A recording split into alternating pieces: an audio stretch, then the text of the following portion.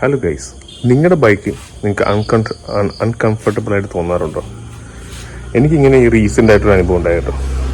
പണ്ട് കോളേജിൽ പഠിക്കുമ്പോഴും അല്ലെങ്കിൽ ജോലിയുടെ ആദ്യ വർഷങ്ങളിലൊക്കെ എനിക്ക് 390 സീറ്റ് അല്ലെങ്കിൽ ഡ്യൂക്ക് 200 സീറ്റൊക്കെ വെരി കംഫർട്ടബിൾ ആയിരുന്നു. കാലക്രമേണ ജോലിയെ കിട്ടി, നമ്മൾ ഹോട്ടൽ ഫുഡൊക്കെ പുറത്തുനിന്ന് കഴിച്ച് ഈ സീറ്റ് എനിക്ക് തീരെ കംഫർട്ടബിൾ അല്ലാതായി, ഭയങ്കര അൺകംഫർട്ടബിളായി. അങ്ങനെയുള്ള സമയത്താണ് ഞാൻ ആലോചിച്ചത് നമുക്കൊരു ബുള്ളറ്റ് എടുക്കാം. ബുള്ളറ്റിന് സീറ്റ് ലോങ് ആണ്, അപ്പം നമുക്ക് കൂടുതൽ കംഫർട്ട് കിട്ടും. പക്ഷേ പിന്നീട് ഞാൻ ആലോചിച്ചു, എന്തുകൊണ്ടാണ് എനിക്ക് ഈ ഡ്യൂക്കിൻ്റെ സീറ്റ് കംഫർട്ടബിളായിട്ട് തോന്നുന്നത്. അതിനുള്ള റീസൺ എന്ന് വെച്ചാൽ എനിക്ക് പിന്നീടാണ് മനസ്സിലായത്.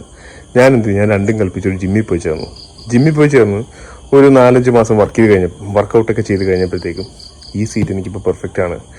എനിക്ക് ഈ സീറ്റിനകത്ത് ഇനഫ് റൂമുണ്ട് ഇരിക്കാനായിട്ട്. ലോങ് പോയാലും വലിയ പ്രശ്നമൊന്നുമില്ല, കാലുവേദനയില്ല, ഒന്നുമില്ല.